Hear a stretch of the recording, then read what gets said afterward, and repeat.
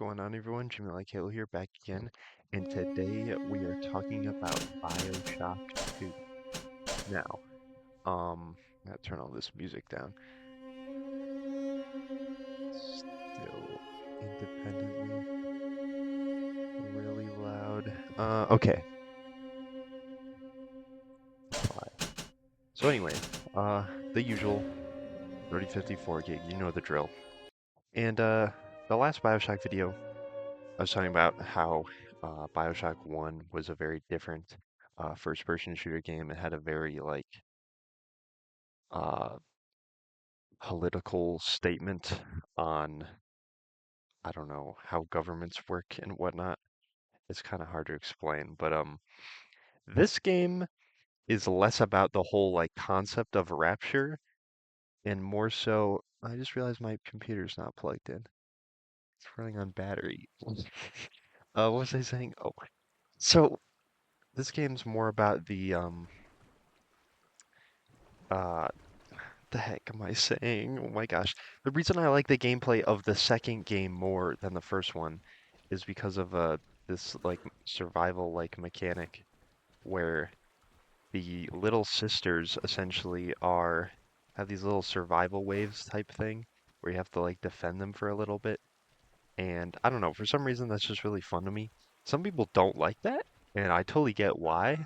Um, it could be annoying, or it can be especially when it gets really hard later on. But during those times, there's also these big sisters, which are essentially big daddies, but they're not the male version; they're the female version.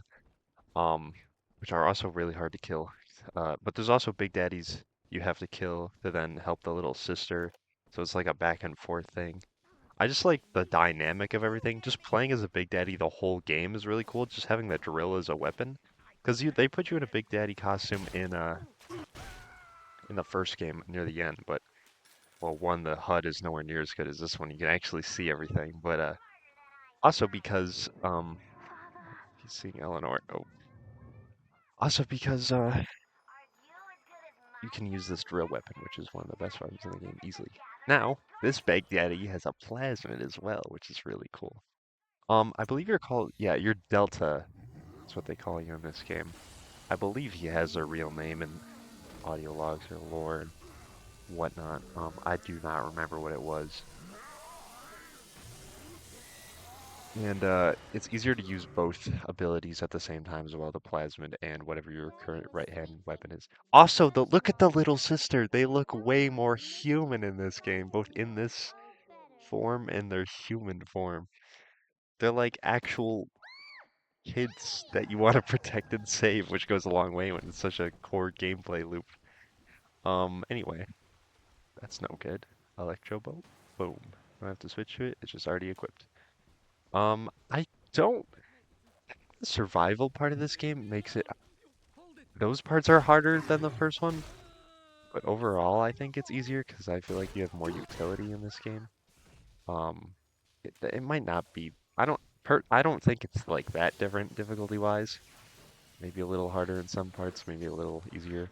Um, it also has a DLC in which you play as I also forgot the name, but the DLC for this game is more like it actually has like a story DLC, whereas the first one just had like these trial things, I believe. But yeah, I'm about to sneeze. Dude, sorry. I don't know why I didn't cut that out.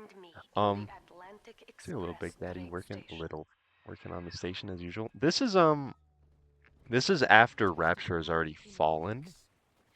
The very beginning of the game, the opening cutscene, you're still in there while it's like currently a thing, and that's when you get Eleanor, your little sister, assigned to you, which is a plot of game. You're trying to get the little sister that was linked to you, because there's one link to every oh, and really good. There's one link to every Big Daddy. Every Big Daddy has like the assigned little sister protect, so people can't just farm the Eve from them. And the one you had was Eleanor, and then they took her away from you. Or not sorry. Wait, isn't Eleanor Lamb? No, yeah. Yeah, it was Eleanor.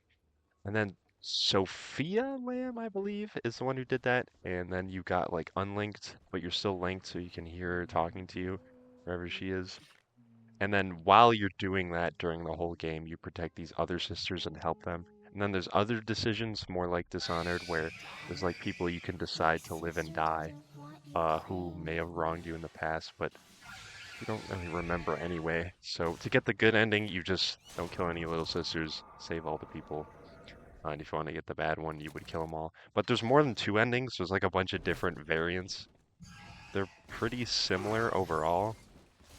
Um, Mainly it's just good or bad leaning, but there is pretty sure six different versions. Rivet gun is really good as well. Control. I really like this thing. It basically actually shoots projectiles that then you can then pick up later. I'm getting fricked by this big sister. Um, More rivets, please. These are kind of like mini bosses during the game. They have plasmids too that they use on you. I'm literally gonna die. I don't, I don't have ammo. I don't have healing. Help a brother out. Just anything around here. Wait, did they run away? I think they did. Thank goodness.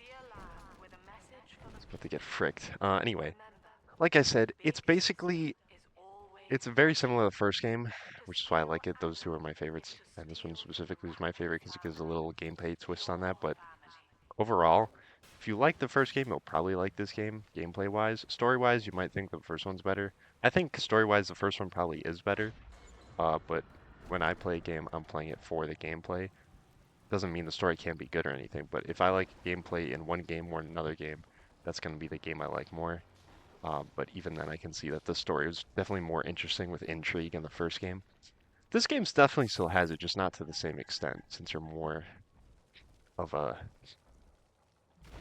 guy, regular guy, but you're a big daddy at the same time, so I don't know. It's hard to explain. But visually, the game looks maybe a little bit better. It's still like the same engine.